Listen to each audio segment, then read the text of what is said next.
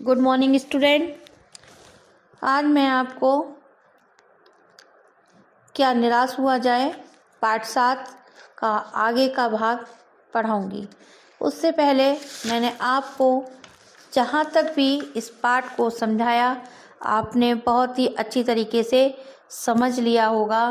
क्या निराश हुआ जाए, मैंने आपको बहुत ही बारीकियों से बहुत छोटी छोटी बातों के द्वारा आपको इस पाठ को समझाया कि इस पाठ के अंतर्गत क्या क्या बात हमारे जीवन में बदलाव ला सकती हैं, क्या क्या हमारे अंदर दोष होते हैं, क्या गुण होते हैं, क्या अच्छाई होती है, क्या बुराई होती है। इस सब के बारे में हमें पूर्ण रूप से इस पाठ के जरिए से जानकारी मिलती है। तो चलिए आइए हम पढ़ते हैं। क्या निराश हुआ जाए। दोषों का पर्दाफाश करना बुरी बात नहीं है बच्चों। अगर किसी व्यक्ति मनुष्य के अंदर कोई दोष दिखाई देता है और हमें मालूम है कि उसके अंदर यह दोष है, तो उसको हमें बेझिझक बता देना चाहिए, क्योंकि हम उसके दोषों को नहीं बताएंगे तो वह अपनी कमियों को ठीक नहीं कर सकता है। तो हमें किसी के दोष बताने में कोई बुरी बात नहीं होती है और ना ही इसमें कोई बुराई होती है। बुराई यह मालूम होती है कि किसी के आचरण के गलत पक्ष को उद्घाटित करके उसमें रस लिया जाता है। बुराई किस में प्राप्त होती है बच्चों? हम किसी की बुराई करते हैं और उसमें आनंद लेते हैं और उसकी बुराई करके दूसरों तक पहुंचाते हैं, तो यह आचरण बहुत गलत है। और अगर हमें किसी व्यक्ति के अंदर दोष दिखाई देते हैं और उसको हम बता देते हैं, तो वह समय रहते अपने दोषों को ठीक कर लेता है, लेकिन बुराई करना बिल्कुल गलत होता है। बुराई में रस लेना बुरी बात है। बुराई में रस यानी आनंद। आज के परिवेश में हम अपनी पीड़ा किसी मनुष्य को बताते हैं तो क्या होता है कि वह हमारी पीड़ा को न समझकर हास्य उत्पन्न करता है, आनंद प्राप्त करता है।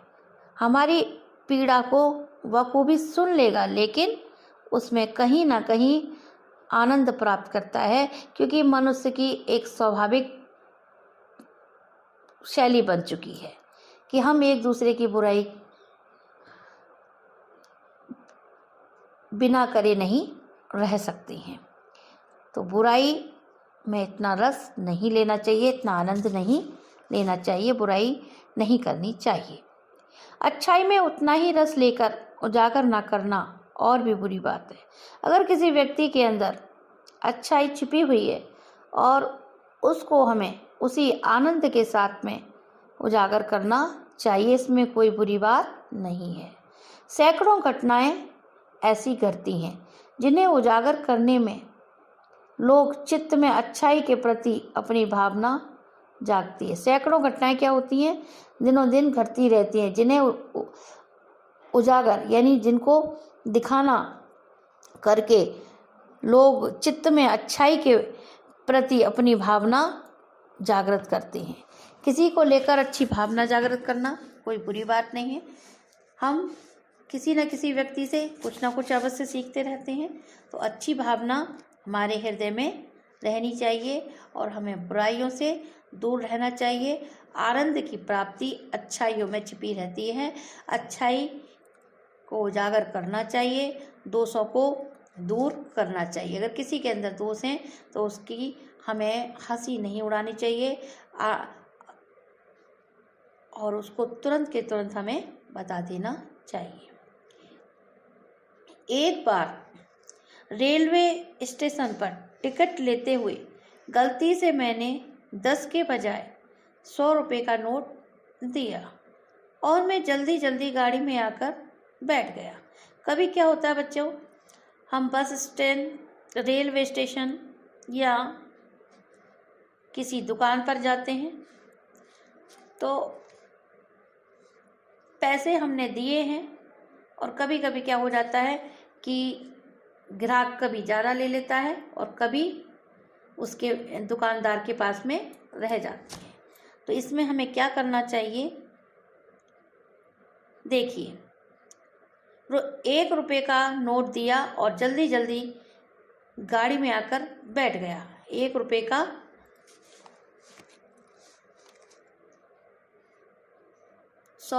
दस के बजाय 100 रुपये का नोट दिया।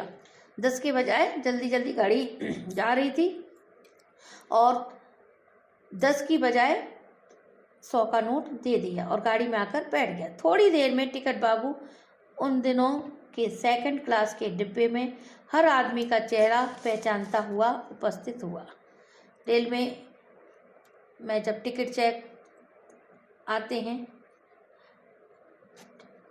टिकट चेकर आते हैं तो सबकी टिकट देखते हैं, तब ऐसा एहसास हुआ उसने मुझे पहचान लिया और बड़ी विनम्रता के साथ मेरे हाथ में 90 रुपये रख दिए और बोला, ये बहुत गलती हो गई थी, आपने भी नहीं देखा और मैंने भी नहीं देखा। कभी कभी जल्दबाजी में पैसे ज़्यादा भी पहुंच जाते, कम भी आ जाते हैं। यदि हम लौटा देते हैं और सॉरी बोल देते हैं, इसमें कोई बात नहीं होती, एक खुशी मिलती है, क्योंकि अगर किसी व्यक्ति का धन चला जाता है तो उसको उतना ही दुख प्राप्त होता है, चाहे वह 10 रुपये से लेकर 1000 रुपये तक ही क्यों ना हो। तो हमें बता देना चाहिए।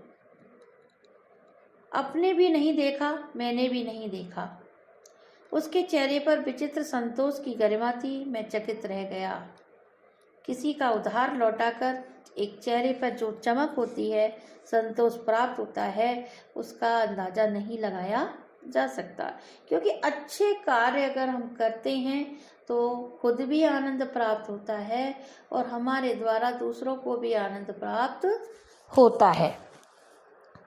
कैसे कहूँ कि दुनिया से सच्चाई और ईमानदारी लुप्त हो गई है। लेखक सोच रहे हैं कि मैं इस वाकया से इस स्टेशन पर टिकट लेते समय मैं ये गलती कर बैठा था और जब मेरी टिकट चेक हुई तो टिकट बाबू ने मुझे मेरा चेहरा पहचान कर मुझे रुपए लौटा दिए। तो अब मैं कैसे कहूँ कि इस दुनिया में सच्चाई नहीं है।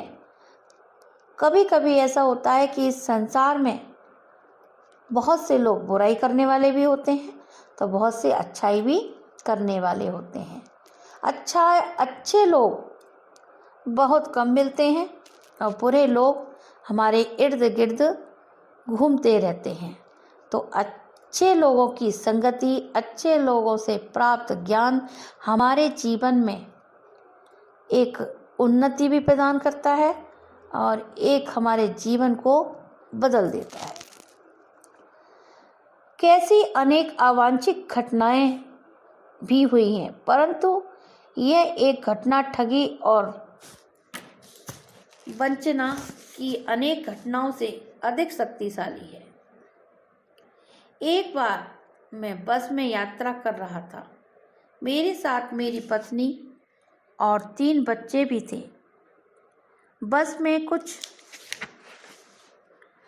खराबी हो गई थी। रुक रुक कर बस चल रही थी। गंतव्य से कोई 8 किलोमीटर पहले ही एक निर्जन सुनसान स्थान में बस ने जवाब दे दिया। बस रुक रुक कर चल रही थी। ऐसी जगह रुकी जहाँ पर बहुत ही सुनसान स्थान था और बस ने भी जवाब दे दिया था। जवाब से मतलब बस बिल्कुल रुक गई। रात के कोई 10 बजे होंगे। बस में यात्री घबरा गए। सुनसान इलाके में यदि बस या कोई और भी सामान गाड़ी रुक जाती है तो हमारा मन घबरा जाता है। कंडक्टर उतर गया और एक साइकिल लेकर चलता बना। लोगों को संदेह हो गया कि हमें धोखा दिया जा रहा है। लोगों को क्या हो गया? संदेह हो गया कि हमें धोखा दिया जा रहा है। बस में बैठे लोगों ने तरह तरह की बातें शुरू कर दी। किसी ने कहा यहाँ डकैती होती है।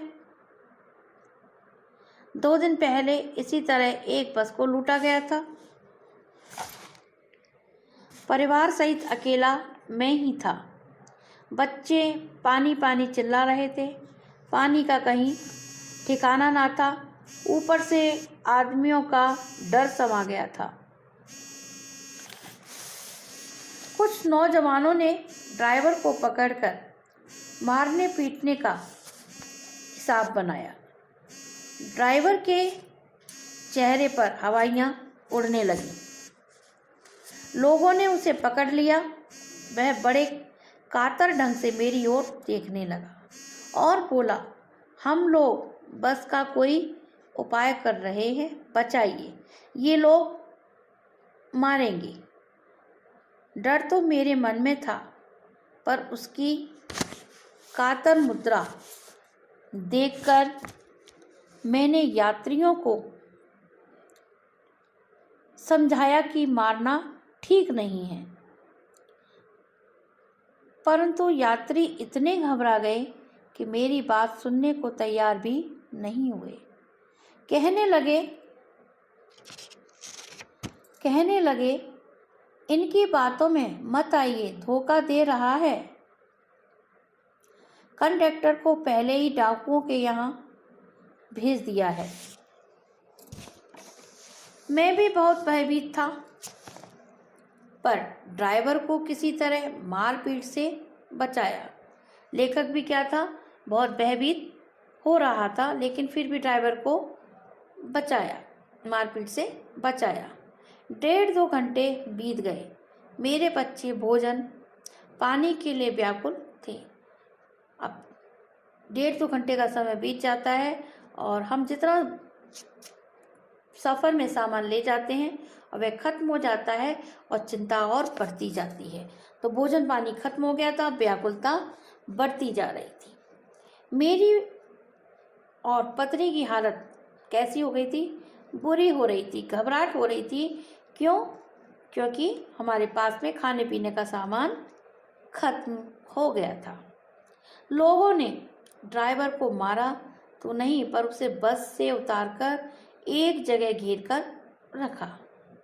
कोई भी दुर्घटना होती है तो पहले ड्राइवर को समाप्त कर देना उन्हें उचित जान पड़ा। मेरे गिड़गिड़ाने का कोई विशेष असर नहीं पड़ा। मैं अपनी बात को कहना चाह रहा हूँ, लेकिन उन पर किसी भी प्रकार का कोई असर नहीं पड़ा। मेरे गिड़गिड़ाने का कोई भी असर नहीं पड़ रहा था, तो मैं क्या करता?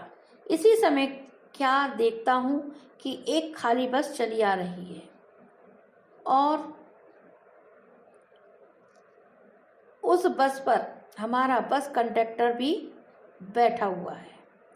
उसने आते ही कहा, अड्डे से नहीं बस लाया हूँ, इस बस पर बैठिए।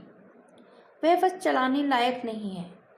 फिर मेरे पास एक लोटे में पानी और थोड़ा दूध लेकर आया और बोला, पंडित जी, बच्चों का रोना मुझसे देखा नहीं गया। वही दूध मिल गया, थोड़ा लेता आया। यात्रियों में फिर जान आने लगी। सबने उसे धन्यवाद दिया। कंडक्टर को सबने ही धन्यवाद दिया, क्योंकि जो बस खराब हो चुकी थी उसको मार रहे थे, पीट रहे थे। फिर भी वह एक नई बस की व्यवस्था करके आता है और उसके बाद में यात्रियों की सुरक्षा करता है। तो सबने उसको धन्यवाद दिया। ड्राइवर से माफ़ी मांगी और 12 बजे से पहले ही सब लोग बस अड्डे पहुंच गए। कैसे कहूँ कि मनुष्यता एकदम समाप्त हो गई है।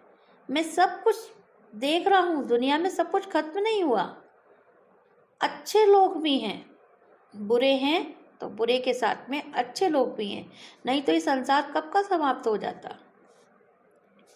तो मैं ये नहीं कह सकता कि संसार से मनुष्यता खत्म हो गई है। कैसे कहूँ कि लोगों में दया माया रह ही नहीं गई, क्योंकि मैंने ऐसा सोचा ही नहीं कि जीवन में हर एक व्यक्ति इतना स्वार्थी हो गया कि दूसरों के प्रति कुछ सोचता ही नहीं। ऐसा नहीं। जैसे आप खुद हो वैसे ही ईश्वर आपको बनाता है और दूसरों को बनाने की प्रेरणा भी देता है।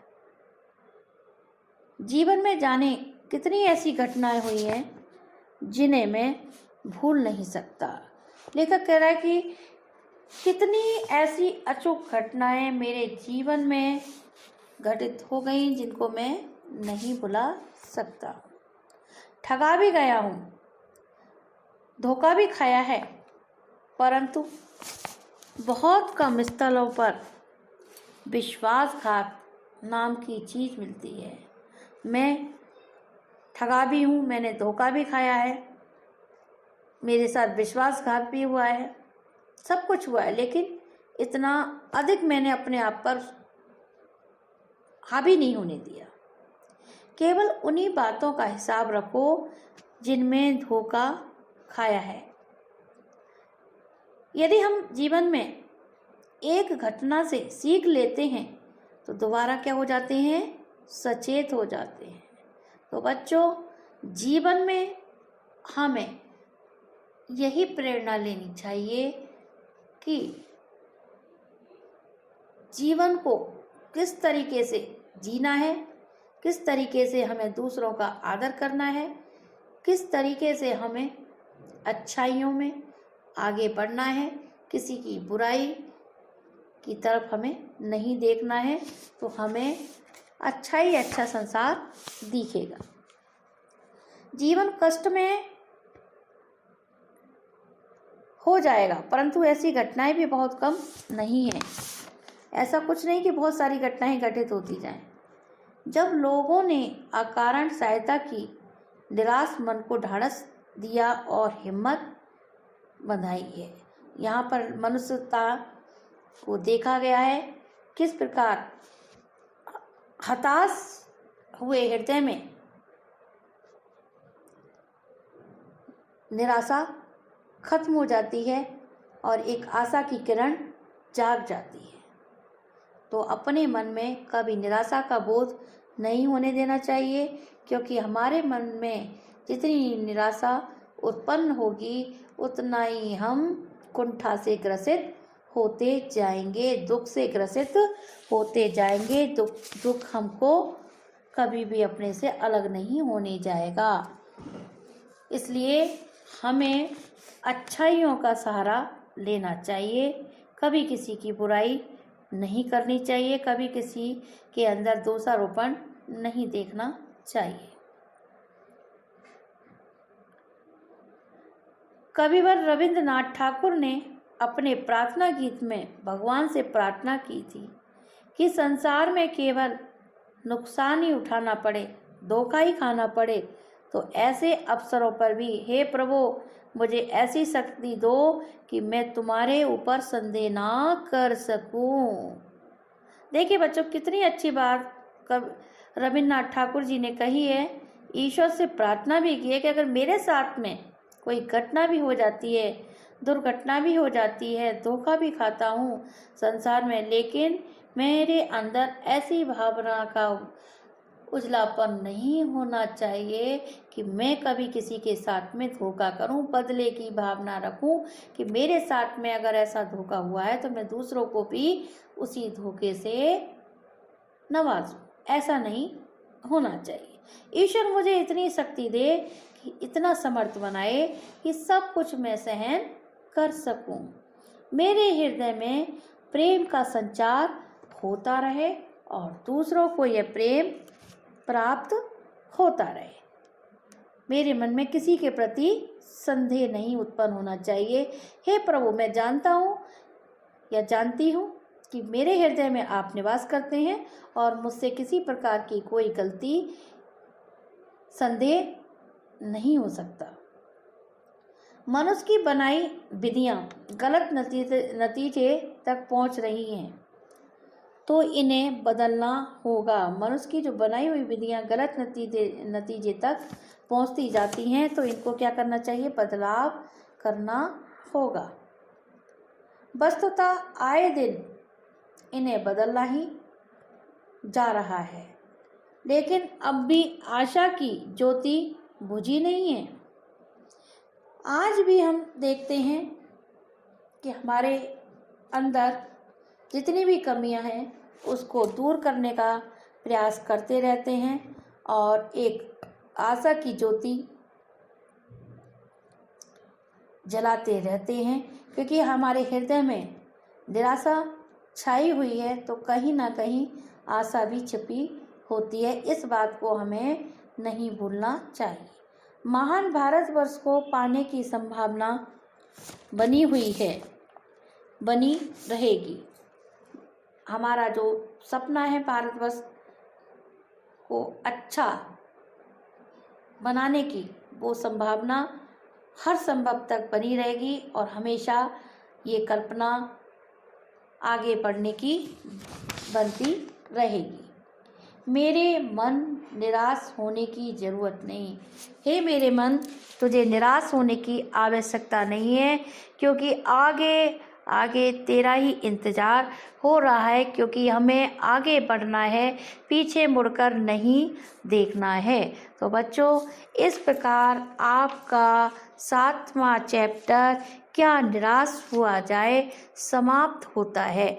आपने इस पाठ के अंतर्गत जितनी भी अच्छी बातें सीखी हों, उससे आपके जीवन में अवश्य ही बदलाव आएगा और आप ऐसा सुनिश्चित कर लें कि हमें कभी किसी की बुराई नहीं करनी है, हमें अच्छाइयों का साथ देना है, हमारे अंदर कभी किसी को धोखा देने की प्रवृत्ति नहीं होनी चाहिए, क्योंकि हम किसी को धोखा देंगे तो बदले में भी हमें अवश्य धोखा ही मिलता है। फिर भी हमें ईश्वर पर छोड़ देना चाहिए, उस प्रभु पर छोड़ देना चाहिए और कभी भी हताशा प्राप्त नहीं करनी चाहिए, निराश नहीं होना चाहिए। तो मैं आपको कभी भी निराश होने के लिए नहीं कहूँगी। आपको आगे बढ़ना है, आगे पढ़ना है और आगे पढ़कर अपने मुकाम पर पहुँचना है। तो कभी भी निराश नहीं होना है, क्या निराश हुआ जाए। ठीक बच्चों, अब आपके 9 तारीख से एग्ज़ाम हैं, वो आपको ऑनलाइन देने हैं। मैंने आपको 3 पार्ट सिलेबस में दिए हैं, वो आपको याद करने हैं। उनके क्वेश्चन आंसर, कविता में आपके ऑब्जेक्टिव प्रश्न बनेंगे। उस पाठों को आपको अच्छी तरीके से तैयार करना है। पहला पाठ आपका ध्वनि है, अभी ना होगा मेरा अंत। इसमें से आपको कविता में से प्रश्न बनेंगे। इन प्रश्नों को बहुवैकल्पिक प्रश्न में दिया जाएगा। वो आपको उसमें से एक प्रश्न का एक आंसर देना है, टिक करना है जो करेक्ट आंसर है। ठीक है, इस तरीके से मैं आपको बता रही हूँ कि आपके पेपर को आपको किस प्रकार से करना है। ठीक है, क्वेश्चन आंसर आप पाठ को अच्छी तरीके से याद करेंगे, बीच बीच में से आपको क्वेश्चन दिए जाएंगे। दूसरा पाठ है आपका लाख की चूड़ियाँ। लाख की चूड़ियों में से आपके छोटे क्वेश्चंस और पाठ में से पूरा पाठ आपको अच्छे से समझना है, जिसमें से आपके बहुवैकल्पिक प्रश्न दिए जाएंगे। कहाँ आपने अगर पाठ को अच्छी तरीके से समझ लिया है, क्वेश्चन आंसर याद कर लिए हैं, तो प्रश्न आपको कहीं से भी दे दिए जाएंगे, तो आपको उनको सॉल्व कर करेक्ट आंसर लिखना है। ABCD में मैं आपको विकल्प दूंगी, वो आपको फिल करना है। ठीक है, अब है आपका पार्ट 3 बस की यात्रा। तो बस की यात्रा में आपने पढ़ा कि मैंने आपको पढ़ाया था कि बस की यात्रा कैसी होती है और आप लोगों ने सभी ने बस की यात्रा की है। तो उसके प्रश्नों को समझिए और उसको बार बार तीनों पार्टों को अच्छी तरीके से याद करना है, समझना है आपको आंसर उसी में मिल जाएंगे। ऐसा नहीं करना कि सभी पर आप टिक कर दें। जो आपको करेक्ट और आपको याद है सही करना, तो आपकी मार्किंग होगी। ठीक है, तो आपको तीनों चैप्टरों को बहुत अच्छी तरीके से करना है। आगे मैंने आपको पार्ट 6 तक के क्वेश्चन आंसर दे दिए थे। इस बार मैं आपको होमवर्क नहीं दे रही हूँ, क्योंकि आपको होमवर्क में तीनों पाठों के क्वेश्चन आंसर याद करने हैं, लिख लिख कर देखना है। बीच बीच में कहाँ पर फिलिंग द ब्लैंक्स बहुवैकल्पिक प्रश्न बनते हैं, उन पर आपको ध्यान देना है। ठीक है, और आपको अच्छी तरीके से याद करना है। और कोई भी परेशानी आपको होती है तो आप फ़ोन से मुझे पूछ लेना। ठीक है, भगवान के डाकिए के मैंने आपको प्रश्न उत्तर भेज दिए थे, वो भी आपने अपनी कॉपी पे फिल कर लिए हैं। तो आपका जो भी बचा हुआ कार्य है उसको भी आप कंप्लीट कर लेना। दिवाली की छुट्टियों में पूरा कंप्लीट चैप्टर कर लेना। आपको थोड़ा सा मैं प्रश्न और पूछ लेती हूँ, एक ध्वनि के, कि आपको ध्वनि वाली कविता में कहीं कोई दिक्कत तो नहीं है। कवि को ऐसा विश्वास क्यों है उसका अंत अभी नहीं हुआ है। फर्स्ट चैप्टर ध्वनि का मैं आपको लर्न करने के लिए दे रही हूँ। तो कवि को ऐसा विश्वास क्यों है? क्योंकि कवि क्या है? सजग है, हमेशा खुशहाली सोचता है, दूसरों के लिए आनंद सोचता है। तो उसके हृदय में जो बसंत आया है, खुशी का माहौल आया, उसका कभी अंत नहीं होता है। तो कवि को ऐसा विश्वास क्यों है कि उसका अंत कभी नहीं होगा? क्योंकि हम अपने मन से ही खुश हैं, अपने मन से ही हम दुखी होते हैं। तो कवि को ऐसा विश्वास है कि उसका अंत कभी भी नहीं होगा। इस तरीके से आपको क्वेश्चन आंसर बहुत अच्छी तरीके से याद करने हैं। फूलों को अनंत तक विकसित करने के लिए कवि कौन कौन सा प्रयास करता है? फूलों को विकसित करने के लिए कवि क्या करता है? तरह तरह से प्रयास करता है कि फूल खिलते हैं। आपने फूल खिलते हुए फूलों को देखा है, किस तरीके से फूल खिलते हैं, धीरे छोटे छोटे पेड़ रोपण करते हैं, उसके बाद में कलियां खिलती हैं, बढ़ते हुए देखा है। इसी तरीके से हमारा जीवन भी धीरे धीरे बढ़ता है, आगे बढ़ता है और चलता रहता है। इसी तरीके से आपको सारे क्वेश्चनों को बहुत अच्छी तरीके से करना है। पहले की मैंने आपको फिर दोबारा से समझा दिए, और एक बार दूसरा चैप्टर के भी मैं आपको समझा देती हूँ कि दूसरे चैप्टर में जो क्वेश्चन आंसर हैं, और बीच में से आपको जो लाख की चूड़ियों का दिया हुआ है उसको भी आप समझ लेना। बदलू मामा ना कहकर बदलू काका क्यों कहता था? पहला वाला क्वेश्चन, लेखक में बचपन में लेखक अपने मामा के गांव चाव से क्यों जाता था? क्यों जाता था?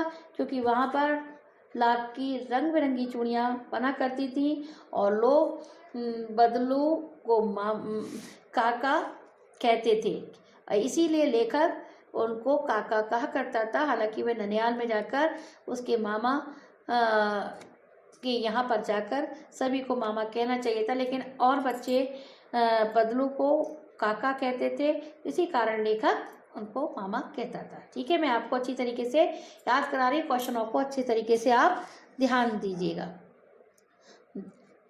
फोर्थ क्वेश्चन भी देख लेना, बाकी आपको करने सभी हैं। बदलू के मन में ऐसी कौन सी व्यथा थी जो लेखक से छिपी ना रह सकी? बदलू के मन में क्या व्यथा थी? बदलू के मन में सबसे बड़ी व्यथा क्या थी कि धीरे धीरे धीरे धीरे मशीनीकरण बढ़ता जा रहा है, और जो हाथ की लाख की चूड़ियाँ बनती थी वो धीरे धीरे खत्म होती जा रही है। लोग फैंसी कांच की चूड़ियों के प्रति और तरह तरह की चूड़ियों के प्रति रुझान बढ़ता जा रहा है, इसलिए उसके मन में ये दुख और व्यथा थी। नेक्स्ट है, मशीनी युग से बदलू के जीवन में क्या बदलाव आया? मशीनी युग से बदलू के जीवन में बहुत बड़ा बदलाव आ गया, क्योंकि जो हाथ की चूड़ियाँ बनाने का बदलू के अंदर हुनर था, वो धीरे धीरे शहरीकरण में बदलता गया, मशीनी युग आता गया और लाख की चूड़ियों को लोग हाथ की बनी को नापसंद कर डिजाइनिश चूड़ियों को पसंद करने लगे। इसलिए बदलू के मन में ये सारी बातें आने लगी। ठीक है बच्चों, मैंने आपको एक तरीके से दोनों चैप्टर याद करा दिए हैं। समय पूरा हो चुका है और आप तीसरे पहले से लेकर ध्वनि, लाख की चूड़ियाँ और बस की यात्रा के क्वेश्चन आंसर, इन पाठों को अच्छी तरीके से याद कर लेना, लिख कर देख लेना। 9 तारीख को आपका सेकेंड मीटिंग में टेस्ट है। ठीक है, इसके लिए आपको बेस्ट ऑफ लक और धन्यवाद। ओके।